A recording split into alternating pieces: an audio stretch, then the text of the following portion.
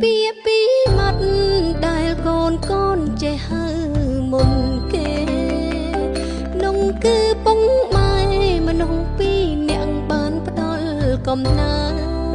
ក្នុងអារម្មណ៍កូនពុកម៉ែដូចថ្ងៃ15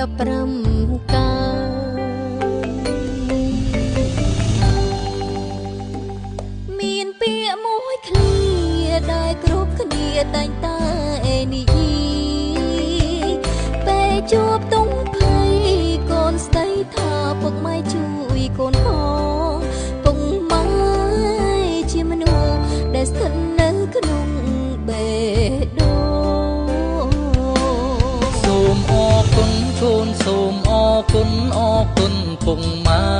ក្រុមយ៉ាងកូនមានសំណាងបានកើតជាកូនពុកម៉ែកូនសុំទុំឲ្យកូនសុំទុំដែលកូនមិនសូវនៅក្បែរហើយតែងតែធ្វើឲ្យពុកម៉ែ